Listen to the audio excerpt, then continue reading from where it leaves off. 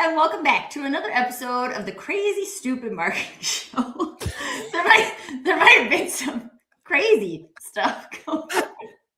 I'm still laughing about it. This is gonna be a good show, folks. It's the Crazy Stupid Marketing Show, the show where we talk about all the crazy stupid stuff that happens in marketing and how to not do crazy stupid stuff. Although some maybe crazy stuff could make stuff fun as well. We'll see if that comes into the conversation today. But this is a place for us to explore the world of marketing and some of the things that we might be doing that are not productive. And our definitions on this show of crazy are doing the same thing over and over and expecting different results, and stupid being the things you do just because someone else told you to do them.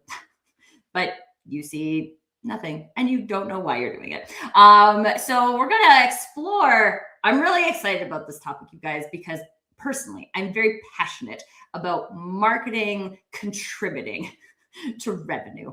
And so today we're talking about how to be a commercially influential leader. You guys, this is what we want, right? Like, we want to influence the money. If we're not influencing the money, what is marketing doing?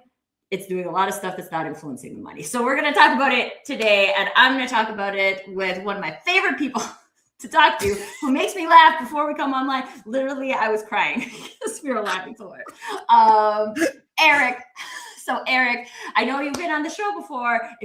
Before I jump to you, let's remind the audience that this is not just a conversation for Tracy and Eric, but a conversation for all of us. So I see Gary calling in. That shows your age, right? When you say calling in. Do Gen Zs get that? I don't know. On line Gary's 4. joining us. Go for Gary. Gary, we would love you to get into the conversation. And anyone else who is joining us, please share your thoughts, questions, perspectives, experiences. It allows us to make the conversation even more robust for all of us. So with that, Eric's been on the show before. He probably introduces himself in a similar way all the time. But Eric, there's people who don't know you. And I'd love for you to tell us a little bit about you, but specifically within this framing of becoming commercially influential leaders. I find it very hard to say that, so I'm probably going to stumble over my words. Commercially influential leaders. Yes. Well, thank you very much, Tracy, and it's a pleasure to be back. And I, for one, am excited and disappointed, because this is my third visit on this lovely show, and I have no medallions. I have no trinkets or trophies as yet. That's true. Maybe there's something in the mail coming. My name's Eric. I run a little business called Crux, and we, bizarrely, I don't know how this happened, but we develop commercially influential leaders who own the conversation and shape demand on digital channels and in person. And that's basically what we do. So we help people to create influence and become influential leaders to affect an outcome. More often than not, that outcome is the Jerry Maguire principle. Show me the money. Show me the money. I mean, can I share? I don't know if it's appropriate. Can I share what we were talking about? Yes, I think is that okay? So everyone can start their day with a laugh, or in the middle of the day if you're in the This UK. Genuinely happened, and I hope that she's listening. She might do, and if she's not, I will send this link to her. I was on a call. I'd scheduled a call with a lovely lady that runs an outsourced marketing company here in Aberdeen, in Scotland, last week. And just before I opened the Teams link, I threw my phone down on the desk, and it obviously hit something, because when I joined the Teams call and she said, "Hi, Eric," I went, "Hi, how are you?" Bum, bum, bum. And I didn't know what I'd done, or if it was a Teams problem. And she started laughing and said, "I don't think that's your voice." And I went, "No, it's not my voice." And I didn't know what I'd done, because when I threw my phone down, it not only knocked on this voice panel, but it turned off the screen, so I couldn't see anything. So I said, "I'm going to leave and I'll come back in." And when I came back, and she was just laughing her head off, because I switched everything off, reset it and everything. But I since found during our conversation that I have this amazing voice panel on this little panel that I have that I didn't know about. So it meant that at some points in the conversation, I was going, "Let's talk about marketing, everyone."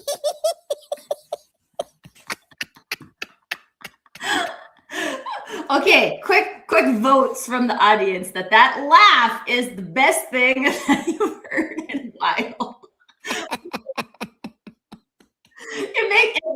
It also reminds anyone else of the Smurfs, but it reminds me of the Smurfs. I'm getting chipmunk energy as well. Yeah. Chipmunk energy. Let's talk about marketing. Right. You guys, you never know what you're going to get on this show, folks. You never know what you're going to get. Right. Okay. Scene. Okay, but also, can we talk about how, because when you shared that with me, and I started breathing again because I was laughing so hard, then I was like, but like, what a memorable brand experience. Right? Memorable. Like, no one's going to forget that guy. Exactly. The guy who was told by his son last week that this is the guy who was told by his 21-year-old son that I look like a thumb with Eric Doyle's face drawn on it. I mean, you're teaching him creativity, which is important. Yeah. A bit too much artistic license. But also let's talk about how like those types of experiences contribute to being commercially influential, because I think that a lot of times when we think about the things that influence the dollars, we look at funnels and we look at data and we look at like a bunch of stuff that's outside of the human experience. So how does this like being a human component part of the puzzle? So I'm gonna open this up with a story. I literally have 3 stories to answer your question today. This is what we're going to talk about. Doyle, get yourself on my show. And I said, fine. So a couple of minutes ago, I wrote down 3 stories that one of them is really profound. And it's kind of changed my mind on everything, a lot of things. This was a really profound thing that happened for real. A couple of months ago, some colleagues of mine were away doing a talk in front of 600 anaesthetists for their annual convention at a big show hall here in Aberdeen. Once we'd done our talk, we went away and we went round the exhibition. Now, it's very unusual for me to be in a medical exhibition, right? It's not an industry that I'm very au fait with, and anesthesia. It's not something I'm amazed at all these tools and devices and stuff like that. While I'm going around, I'm aware that there's a guy, every time I go into a booth, there's a guy who is absolutely killing it with everyone. He knows his stuff. He knows the markets. He knows stats. He knows data. He knows the problems. He has all the insight. He has everything. And he has all of these people just eaten out of his hands because I would say he was probably the most learned and friendly, helpful person in the room. My goodness, does this person know his industry? But I noticed that he had 2 people tagging along behind him, and he left them when he went on to the next place. So at the coffee place, I bumped into him and I said, hi, listen, I've heard you a few times. I hope you don't mind me asking, but what is it that you do? And he said, I work for a medical supplies company that's quite big in anesthesia, and we've developed some new stuff. And I said, what's your role? And he said, I'm the head of marketing. And I went, sorry, what? I'm sorry, what? You're the what? And he said, I'm the head of marketing. And I said, but you seem to be leading the conversation. You seem to be the one that when they hit you with really difficult issues that they're facing, you take that on and you say, I understand that. And because of that, we've developed this, which takes away this and all of that and blah, blah, blah, blah. And he said, of course, how else would we operate? And I said, so who are the 2 guys that are with you? And he said, those are the sales professionals that I take with me, and I hand them off to complete transactions and book meetings and pitches and all of that. And I do the pitches, or my team in marketing, we do the pitches. And I was like, we need to sit and have a cup of coffee because you are like a unicorn. Because I've had this rather, you could potentially say it's a naive perspective, but when I go into a business to help them with some aspect of their commercial engine, I want to live in a world where, and this is perhaps naive, I get it, where when I want to find out who knows everything about, not just everybody talks about clients' pain points, but what clients like, what they really like, what they really don't like, what's the drama in their lives and how are we fixing it? I think I should be able to get the very best response from the marketing team. And more often than not, I get 0 response. Why? Perfect example, about 3 months ago, just before Christmas. Yeah, just before Christmas. I was in an organization and I said, can I go and speak to marketing? I went into marketing. There was 4 people there. I asked how long they'd been there. 2 years, 2.5 years, 3 years, 1 year. Right, okay. Not a huge amount of time, but you've been here for a long time. So what do you do? And therein comes the first clunk. What do you do here? What's your purpose of you being here? And they start describing activity. It's all activity, nothing linked to outcome, nothing linked to outcome. There's this massive rush for completing the thing, becoming visible. There's nothing about outcome or effectiveness. I also find that there might be a growing issue in the B2B world, which is arguably more conservative than the B2C world and a bit more restricted. Because they've come out of university and they've done a really cool course and they've got a great degree and they've been exposed to amazing brands and all of that. They're trying to squeeze B2C principles into long cycle, complex, trust-rich environments that take a long time, which are, it doesn't really fit, doesn't really work. Even though they're going to try and go on a mission to change it. It took 100 years to get it to this position. It's going to take a long time to just flip it over. So that whole idea of, I think great marketers they turn market understanding into commercial movement. That's what they do. So when I dream for the day when I say to someone, "What is it you do?" I'm in marketing, and what does that mean? Well, I turn market understanding into commercial movement. So more often than not, when I ask the question, so what do you guys do? And I get the feedback about activities. We do this, we do the events, we do the LinkedIn page, we do the posters and the events and all of that. Okay, so all of that stuff that you're putting out there, who are you marketing to? And what are you marketing to? What do you mean, what are you marketing to? We just put the stuff out there. What are you marketing to? So the understanding of your whole reason for being is to get people at least interested enough in this organization to step forward and go, "I'd like to know more, please. This is really interesting for me." And then even beyond that interest into sort of conversion.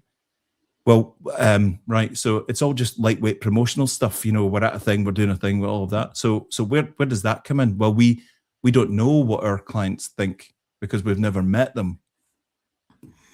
We've never met them because that's what sales and operations do.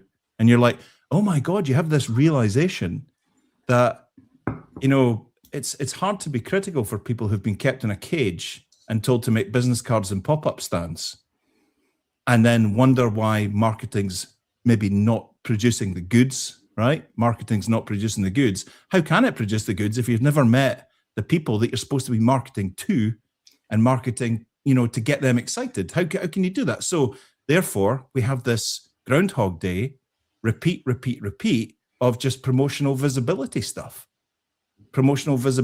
So something happened last year, which I had to tell this guy Mark about, although he was really confused, this marketing guy, because in his world, this was normal, that marketing, he said, "I spend my life studying my industry. I advise the board. That's what I'm hired for. That's what my job is as the marketing director. I advise the board on the market direction we should go, and here's why." He said, "I'm trying to imagine a reality where that wouldn't happen." And I was like, "Well, you just come and spend a couple of weeks around me, and you'll find a very different picture. So we did a project with a little company where it was a trust exercise. Someone called me in. We've got a bit of a problem. There's a big disconnect between sales and marketing. I went in and found that there was a bunch of people almost in a separate building, almost a car ride away, not connected, don't ever get involved. So the first thing we did was move them into the main building, right? Which was very, very weird. The marketing team, they came in like little newborn shrews coming out of a little hide, Do the voice. Do the voice. What is this building? There are people here. There are people here. So we came up with a little plan, and I know this isn't going to work everywhere, and it's maybe a little bit romantic to think about this, but this blew my mind, right?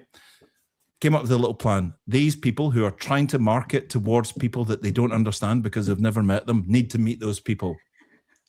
Ooh. Shocking.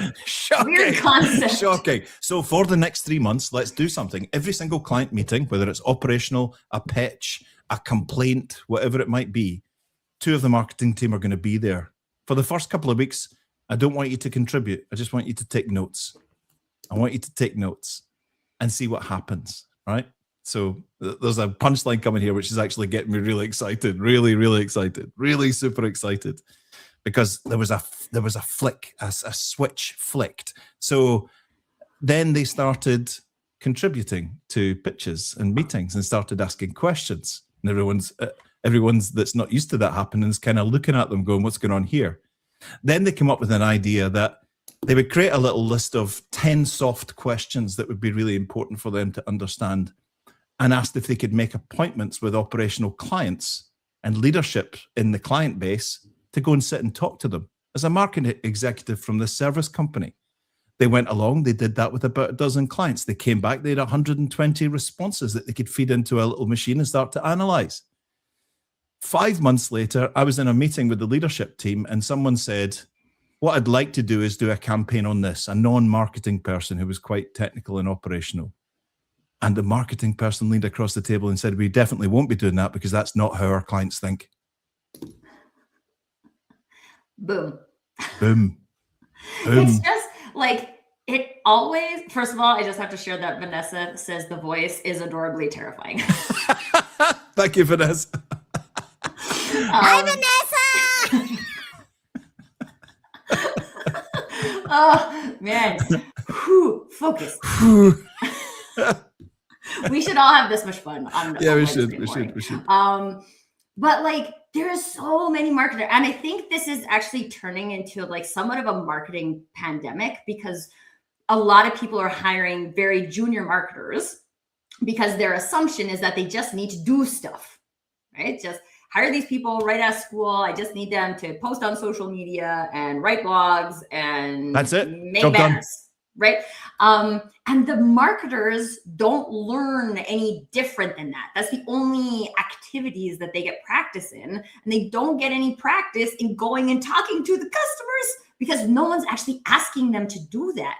And I feel like it's going to, if it continues down that path, we're going to create a very big issue with our ability to have marketing leaders in the future, because all of the people who have 20 years of experience will only have 20 years of experience doing stuff and not in being curious about the customer.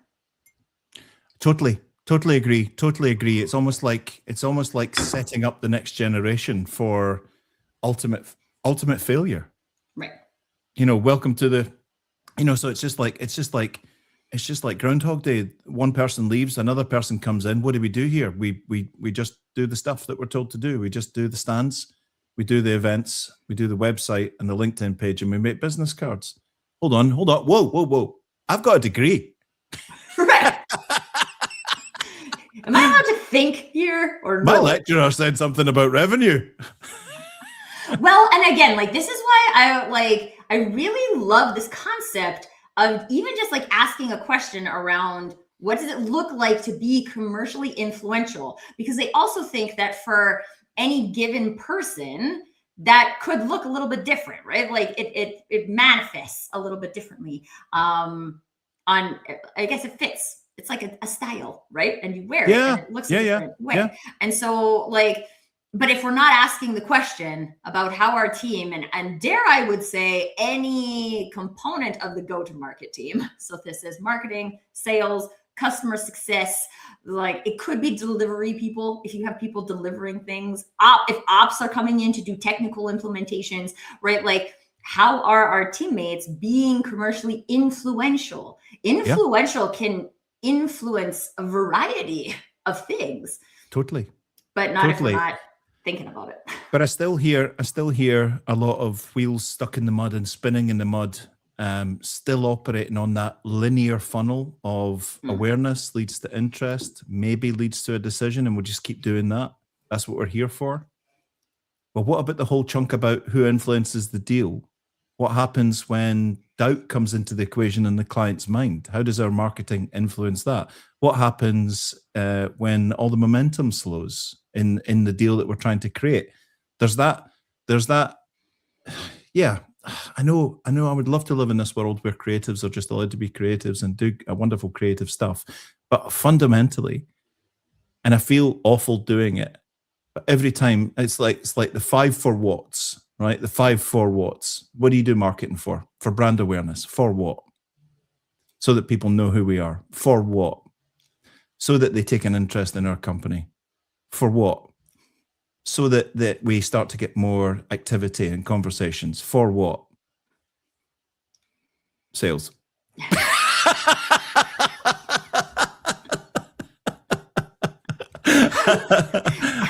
I mean, we can let it take 5 for what? Yeah. And again, like one of the things that I like to think about is like, okay, so I'm going to reference a car engine, and I don't actually know anything about a car engine. Besides that, there's multiple components that make it work. Right? Yeah. It's like we can look at it as one big thing, but there are different components that allow different pieces of the equipment to fire. Mm. This is, if we're looking at our organization this way, this is what the influence becomes, right? So I might not be the piece that turns the peg that makes the power, right? So please don't quote me on any of that, because I absolutely, like I said, I know nothing about engines. I probably should have picked the piece that turns the peg that makes the power. Well, okay, let's use an example that I'm more comfortable with, which is baking.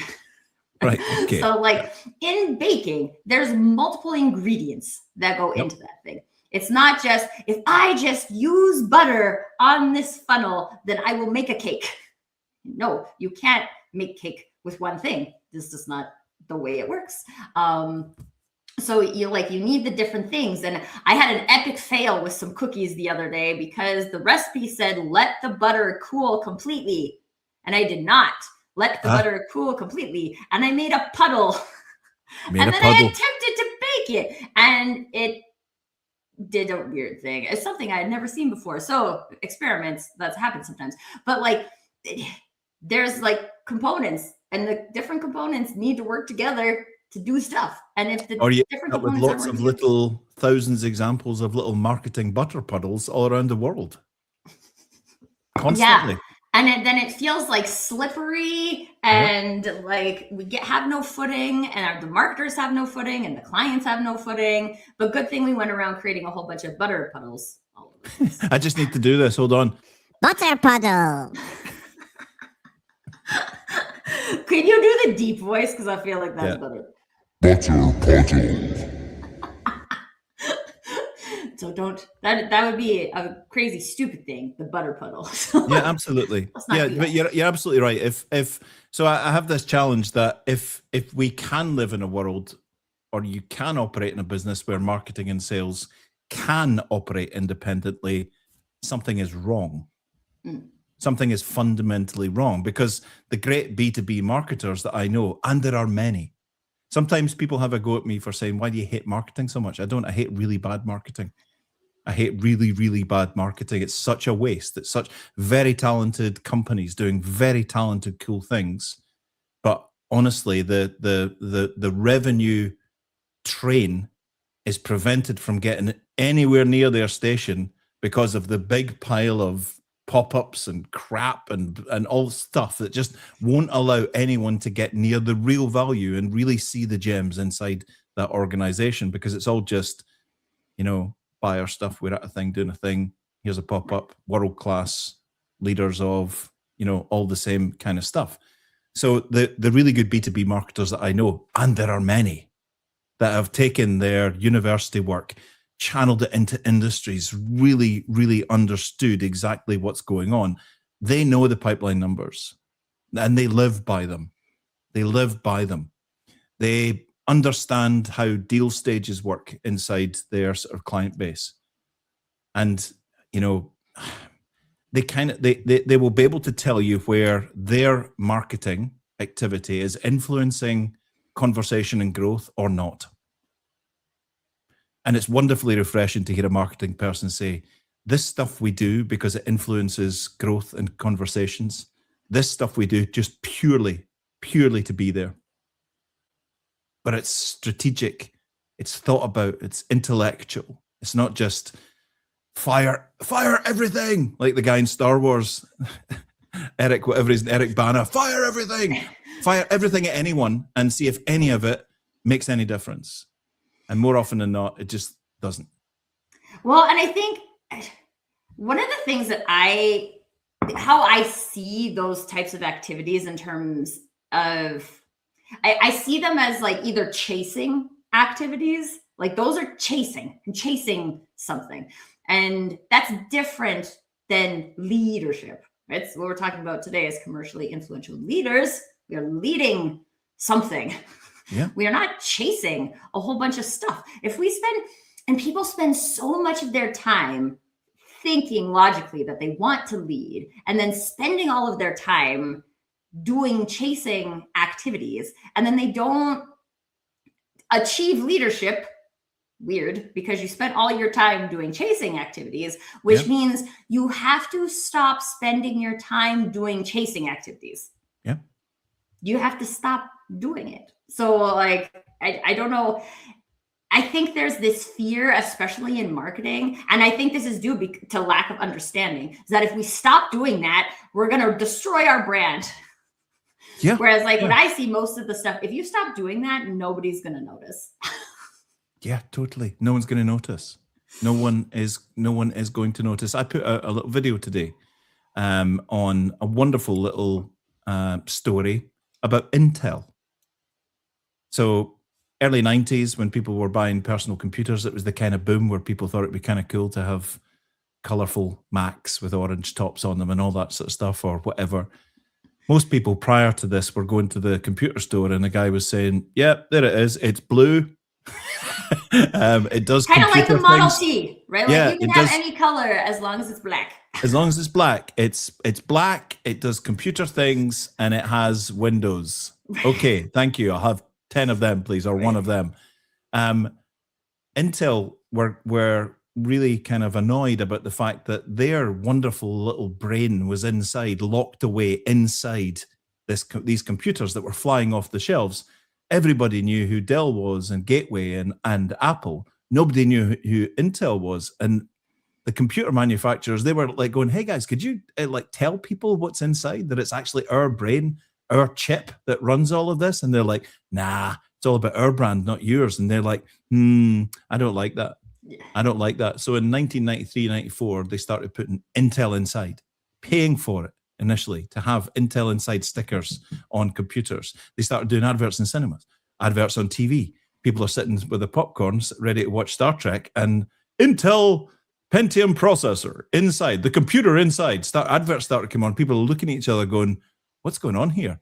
But what gradually started over the next 6, 8, 10 months is that people who didn't even understand what a computer processor was were going into computer stores. Hello, I'd like a laptop, please. And I'd like it to have Intel inside. Because they took the thing that was locked away, the really special part that was locked away, inside something covered in plastic and hidden away that would never be seen, and they brought it out into the open. And people were like, hold on a minute, it's actually about the chip, not about the screen? Interesting. So I think that is a beautiful little marketing exercise to actually show the value rather than just advertise a thing. Yeah. I was just looking at my laptop and I'm like, yes, I have an Intel Core i7. There you go. I don't know what that means, but like I trust Intel, so that's good.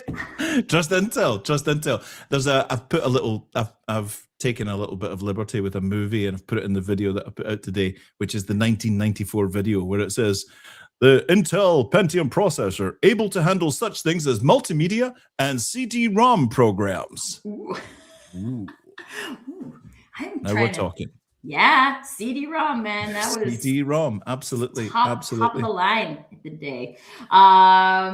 Okay, Vanessa has a really great question in here, which I mean, whether we can discuss it, we cannot answer it for individual marketing teams. But do marketing teams ever think about organizational risk, or do they only think about risk related to their domain?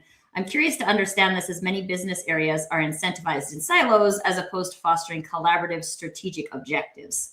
Facts. Can you put that back up? Can you put that back up once more? So do marketing teams ever think about organizational risk, or do they only think about the risk related to their domain? I'm curious to understand this, as many business areas are incentivized in silos as opposed to fostering collaborative strategic opportunities. Yes, they are. Do marketing teams ever think about organizational risk? I think really good B2B marketers, and I don't think this is answering Vanessa's question, but are in the business of reducing perceived risk. I think they're in the business, not so there's a kind of perception that our role is to get people excited. I think it goes beyond that. When you get into that, the really great levels of B2B marketing, they're reducing risk. B2B is all about selling upside, a more comfortable run when you go to the gym, a more relaxing bath. It's all going to be the upside. It's all that. B2B for me in marketing sells security and safety. It's going to be easy to work with us. We know what we're doing. We understand you. We understand all about you, and we are the masters of our trade. We're gonna do what you need 10 times over, and it's just going to be so smooth, and we're not going to be any drama. And you're going to get all of that in our content over the year, that we're different to everybody else, because we're not just trying to sell you a project. We're actually trying to sell you a complete and utter set of security and safety principles. You're going to feel safe and secure with us, and you're going to love it, and you're going to come back time after time. I'm not asking. So as you say that, I do think that's like good marketers who are addressing that perceived risk. Although I also think that it's very commonly in the conversation to talk about reducing our potential clients' risk in buying from us. But I think that is also different than like really understanding the organizational risks. So one of the things that Greg is saying here is that marketing teams really think about the company's mission, increase revenue, reduce costs, grow profits. And I think that's the disconnect. And I think it could be very powerful if they're connected, right? If we're looking at, okay, what are our risks as an organization? Yeah. What are the perceived risks, or maybe even known risks, because we're talking to our customers, of our customers? And how can we like create stuff that addresses both of those things? Because if what we're doing from a marketing team point of view addresses both of those things, and this is the thing, right? Like, to answer Vanessa's question from my perspective, I think this is about the questions we're asking. If we're asking the questions about how to do both of those things simultaneously, we will discover ways to do both of those things simultaneously. If we assume that they are mutually exclusive, we won't ask the question and we won't explore how we can do both. And then we get into these conversations, and I've heard tons of I've even seen like marketing reports that are saying this. We're like, we're long tail, right? We create brand and that can't be tracked, and like all of these things. And you're like, you guys, that is a false assumption, right? Yes, there is time lag. Absolutely, there's time lag with marketing. This is why, like, especially for B2B, when people are like, just do an email blast and we'll get a whole bunch of clients. That's not how it works. There is time delay, but do you understand your time delay? Like, what does that, like, Intel's a great example, right? Like, it took some time for people to understand that there's something inside of their computer. Yeah. It reminds me of that scene in Zoolander when they're like, it's in the computer? It's in the computer? And so, like, it might be very hard to concentrate when that. Sorry. But no, like, again, people are not asking the right questions. Going back to Vanessa's point, every single board has a risk register. So the board will prepare a risk register that the chairman maintains and make sure that that company's been, not exposing itself to fiduciary problems and legal problems and all of that, that they are entering the markets that they said they'd go in, that all of these big problems that could happen to the business are being well enough looked after. I wonder how many marketing directors have actually seen the risk register. That's a great question. I've never seen one. It's a great question. From my background in marketing. Because I do wonder now. Yeah, but now that I'm thinking about it, there might be a perception that marketing wouldn't have to see this because this is big board and business stuff. This is big board business stuff. But I do wonder if you were to put that risk register down in front of an experienced, brilliant B2C marketing team and say, are there any elements of this that with our marketing that we could affect, or that we could shore up, or we could lessen the impact of blah, blah, blah? I do wonder. That's a brilliant question. I'm going to take Vanessa's inspiration and I'm going to challenge that. with some companies that I know and work with. It's a good one. Like that a lot. Yeah. Well, and again, like, if we don't, this is why I love conversations like this, because it's that type of thing that then like comes up and you're like, wow, what would happen if I shared that or a disseminated version of that with marketing or with my sales team or like the people who are responsible for being commercially influential? Because if we're all up here, and I mean, I would say it's like super powerful to get boards, especially if you're like a nonprofit, like working board, like actively participating in commercially influencing the organization, or like we have the opportunity to do that if we share that type of information. But if we keep that locked away and like, this is a board activity, only the board is going to know this, like we're not enabling our teams to do as much as they can. And I would even say, like, I've come across a lot of very smart young marketers who love asking questions, who want to understand how their role contributes to the organization as a whole. And they get like pushed into these silos that Greg is talking about here. They've locked you into just like, no, stop asking those questions. That's not your role. You're here to post on social media. Stop using that big brain and that degree that you have and adhere to brand guidelines. Which, I mean, honestly, even if you look at brand guidelines, half of them are just like, here's how to use our logo and not squish it weird. It's that blue, not this blue. Right? Yeah. Even like so many times I've been in conversations where people are like, no, buttons need to be blue, not teal. And you're like, you guys, how many cycles are we wasting on this? No one cares. The clients do not care what Pantone color your button is. But anyway. But I like teal. I like teal. It's my brand color. Great. Good. No one cares. Oh, okay. I want to like quickly go through. There's like a whole bunch of cool stuff happening in the chat. Oh, there is. There is, my goodness. And Greg is saying, no, everything the departments does supports the big board initiatives. Yeah. Theoretically. And it's supposed to, but we're not getting the insight that is required for us to do that. Not helpful. Yay to adding value wherever you go. And I think there's also like a really interesting like perspective here that is in like our teammates can add value wherever they go. I love what you said about your first example, Eric, about being the like that guy at the trade show being the most helpful person in the room. And knowledgeable. Yeah. And like, what if your people had that? Like, what if they had the knowledge? I mean, again, if you look at the amount of time people spend doing marketing waste activities, and instead you took that time and they got to talk to clients, or they got to learn from the product development team, they got to like have the knowledge, gain the knowledge from the people who have it in the organization, then they can go out and be the most knowledgeable and helpful person in the room because we've enabled them to do that. Absolutely. And then they get that ownership and that confidence to go out and add value wherever they go, whether that's at a trade show or at a networking event or in the grocery store or like at, like a lot of people do other things, right? Like they're on nonprofit board and then they share it there and then they like are building the reputation of your organization as they go out and share. But so many marketers are not empowered to do that. Like most of what I see when marketers get in front of people, it is like an elevator pitch that has been scripted by not them. So it doesn't sound like them when they're saying it.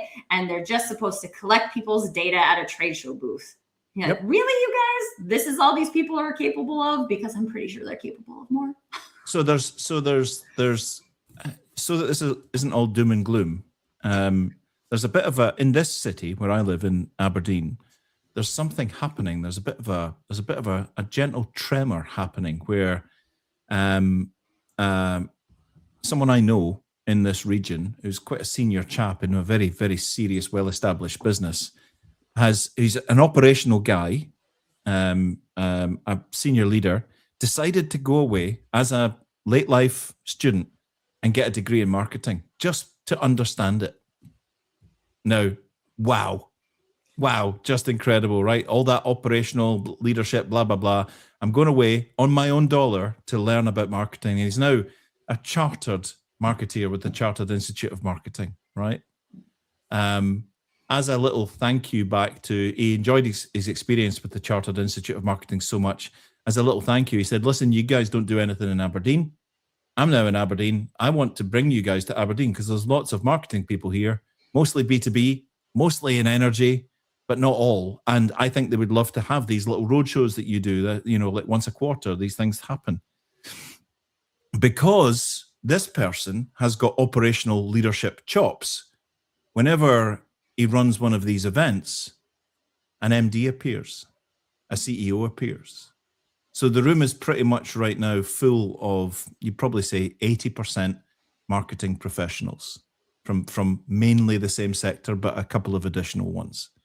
But every time one happens, more and more senior people that are not marketing are turning up to listen and find out what's going on. And I find that really encouraging. Mm-hmm. Well, I think this goes back to the silos thing too. And to be fair, like, yes, a human brain can only consume so much information. We're not all here to be experts in everything. But at the same time, if we do not understand how these things are connected to each other, then like, what are you doing? Are you laughing at Greg's comment that says, no, he'll learn the wrong things?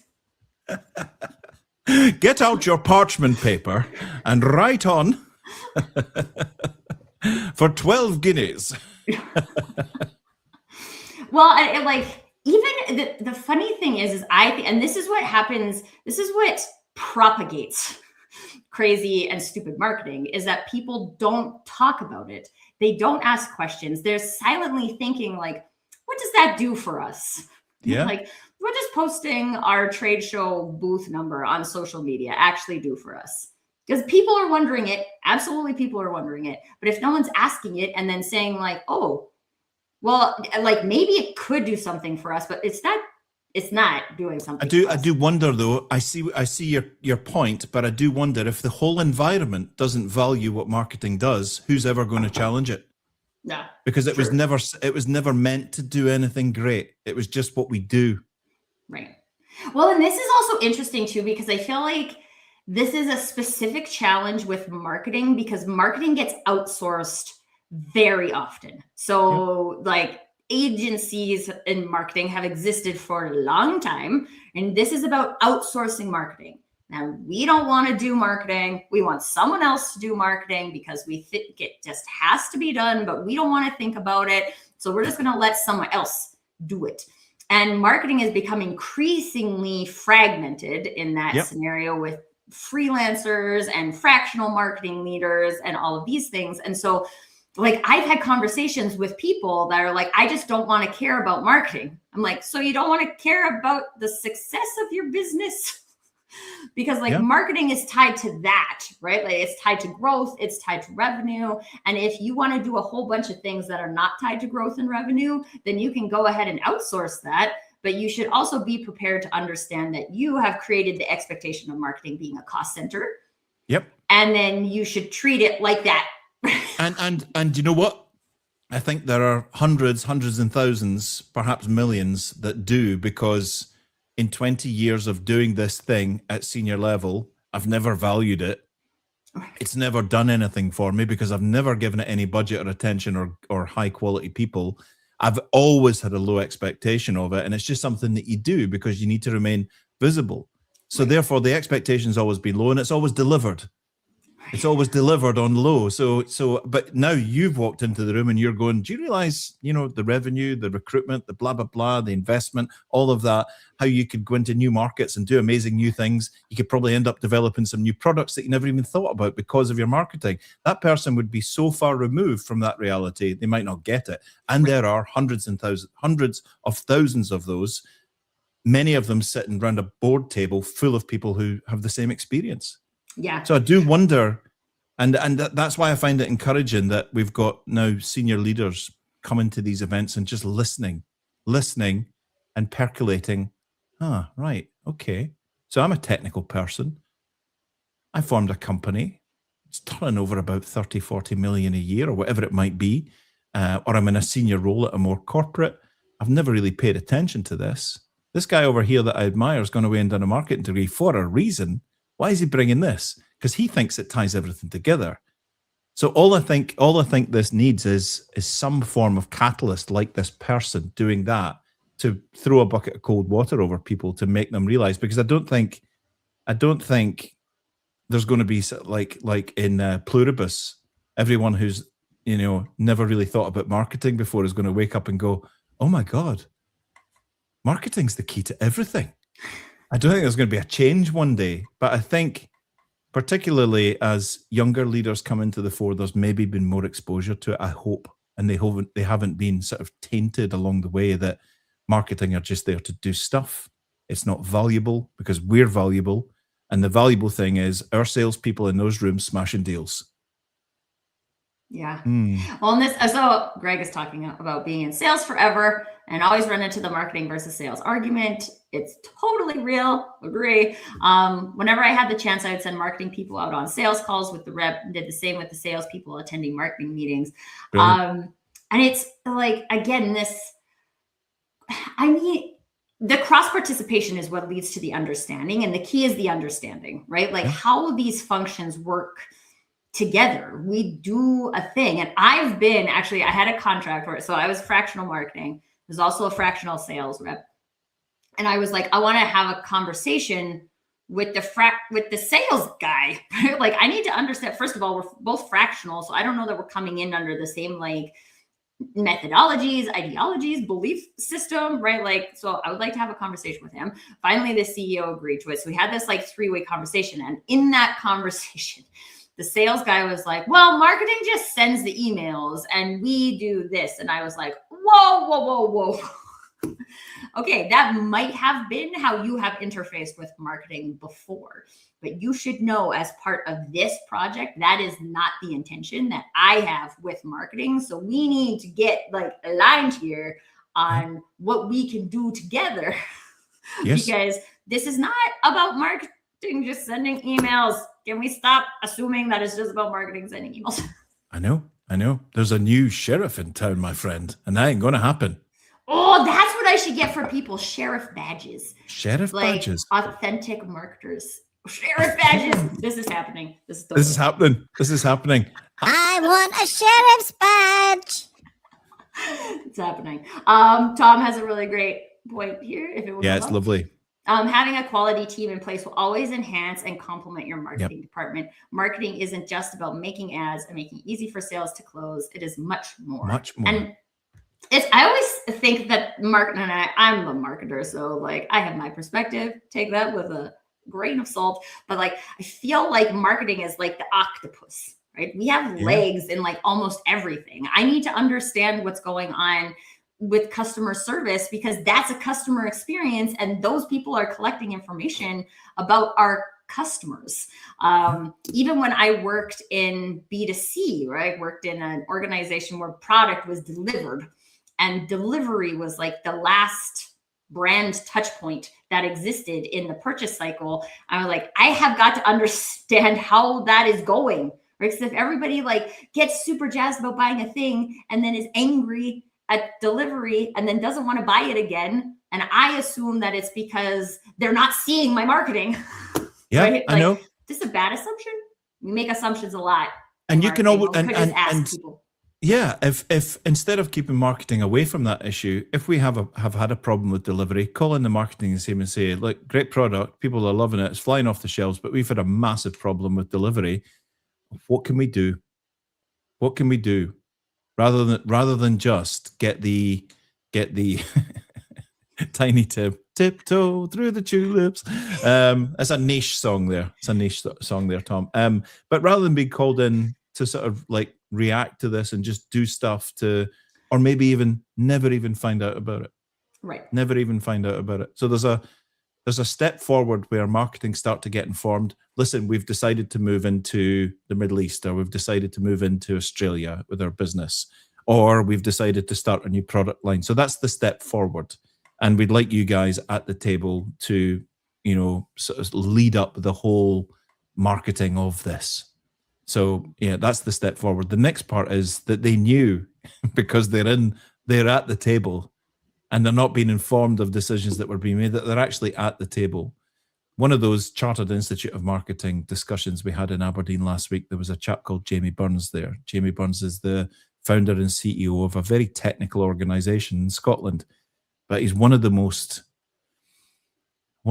tuned into how his company is marketed. So he came to do a talk to the Chartered Institute of Marketing of how they do their thing.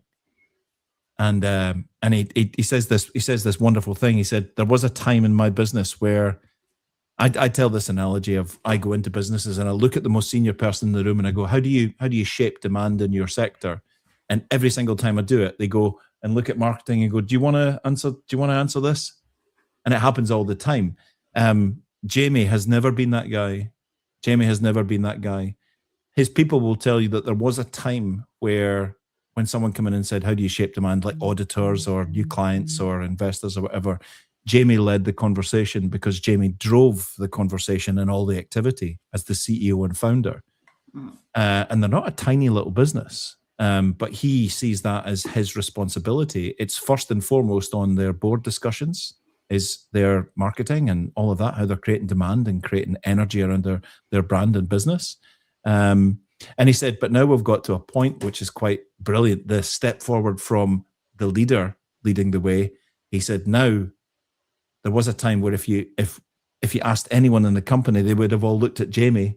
Now they answer exactly the same as him because they're all doing it. They're all in it and they all see the value of it. So he doesn't realize this, but he's creating the next generation of CEOs and MDs, young graduates, guys and girls that are going to go on and say, do you know what? This belongs in here because that's what Jamie did.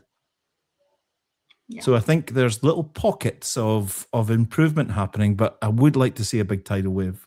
I really would.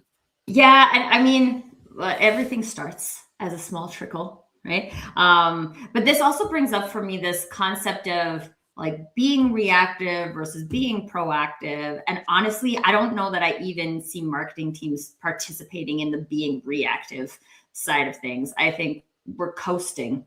And we call ourselves data-driven marketers, but like the data is not influencing insights that are commercially relevant. And so we just coast, we do things, and then somebody leaves and we hire another person to do the exact same things, even though those same things were not contributing in a meaningful way in the first place. I've had conversations with people, and this comes up a lot in like partner programs, which I think falls under marketing quite often, is that like, the partner channel isn't functioning, but this is how we do it.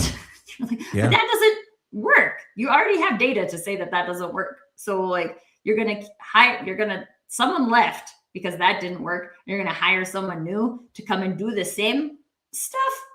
And you expect it to work? That's the crazy. But that's getting into the territory of just becoming data blind, where you get so used to receiving lots of data that the data doesn't matter anymore. The good thing you're not data driven, you're data collecting. Data collecting. We collect lots of data. Yeah. So I think I just checked the time and wow, we can go very quickly through an hour, me and Eric. I think there is like so many amazing things here and like questions like, how are we shaping demand? How are we being commercially influential? I think these are really powerful questions that you can either take to your marketing team, or if you are a marketing leader, that you can bring to your marketing team. And for marketers, all of us, regardless of what level you're at, you have the opportunity to ask yourself that question. Yeah. Do I want to be commercially influential in this organization? And if the answer is yes, and I would hope that it is, because that's going to keep you your job, right? In the world of layoffs, this is the thing that's going to make sure that you have job security. How can I do that? What could I do today that would be commercially influential? What do I want to learn? Who do I want to talk to? What's the knowledge that I need? How can I go out and practice being helpful? It's a really fun exploration for all of us as marketers to ask ourselves the question and say, how can we? Let's not assume we can't. Maybe today we haven't been, but that doesn't mean that you can't, because maybe you simply haven't asked yourself the question yet. That's a lovely message. I think a great start, and I've got a few people doing this around this city, is secretly, in your own time, on any downtime, start to become the person that knows the most about that business and the markets. Just secretly do your research. Do it at night, couple of hours a night, lunchtime, start to research the industry more and more and more. Read the headlines, read the articles, read the industry commentators, find out exactly what's going on from the institutions that are centered around those industries, the sort of guiding communities and all that. Suck up, join their little thing and go to it and listen. Just listen to the pulse of the industry and start to become almost like a little specialist in your understanding of that industry. That's a great little thing to start doing, especially if you're going to stay in that industry. Because if you're moving on from that organization that doesn't value you, when you turn up for your interview the next time and they say, so what do you do? And you say, I do all the stuff. I do the visibility, I do the marketing stuff, digital marketing and all the buzzwords. You'll say, I make this sector understand exactly our value and I make them appreciate it. And then the next question will be, and how do you do that? Instead of leading with the thing, turning that market understanding into commercial movement. That's what I do. That's a different story. Well, how do you do that? Well, I break it down into 3 things. These are the 3 things that I focus on, and I focus on them because of my knowledge of this sector. That's a different conversation than just going through a list of content creation, digital this, blah, blah, blah, SEO, GEO, domain authority, listing all the stuff. It's back to that whole activity, not outcome. I think that's a great place to start. I agree. And now it also makes me think about like the limiting factors that we're creating in our job descriptions, which are really just asking marketers to respond with, I can do all of these things and I have experience in all of these platforms. Yeah. Good. For it what? Yeah. Five for what? Let's have some for what's on your marketing job descriptions, folks. That would be great. And I would also say, like, yes, this is a thing that you can do on your own time, and I highly recommend it, as Eric said. And if there are leaders watching, what if we created space in someone's 9 to 5 to actually do that? How could that grow the market knowledge for you from a competitive point of view? I mean, it seems like 2 till 4. 2 till 4 every Wednesday is proper training. Sector training. Weird. Proper training. Sector training and butter puddles. That's what you need to remember from today. Puddles. All right. I want to thank everybody who joined us in the conversation today. We had so many people. Lisa, Beth, I Care, Yayan, Mary, Greg, Gary, Meryl, Jay, Leanna, Vanessa, Chriselle, Philippe, Tom. Whew, you guys blew it up. And you know what's funny is I was talking to somebody the other day about like when I do this show earlier in the day, the chat is lit. So like, thank you guys for checking us out at an unusual time and for coming and hanging out with me and Eric. I want to encourage you, first of all, if this is your first exposure to the concept of being commercially influential leaders, connect with Eric and like stay in the conversation. He has done lots of research. He is a market expert in this arena. So if you want to gain some knowledge, that's very kind. Connect with him outside of this and connect with each other. Stay in the conversation. Can you imagine like all of us, I didn't count how many people that is, but it's a lot of people. And there's more people who weren't in the chat either. If we are all in the conversation about how each of us could be more commercially influential leaders in whatever industry that we are currently working, whether that's for your own business or for a larger business, this is our opportunity to practice and grow those skills. And then we get to live them. And this is what Eric described with JB, right? Like people live the skills and then they see them in action. They can learn through osmosis. And so like, let's go be it. Let's go be commercially influential, folks. Eric, any final words, or where's the best place for people to connect with you? Well, you can find me on LinkedIn, Eric Doyle. That's probably the best place to find me. And I'm always open for a bit of a conversation. It's been wonderful today, hasn't it? Oh, it's always wonderful. It's been thank terrific. You for the laughs. Thank you for the knowledge. And until next time, peeps, permission to do you. See y'all later.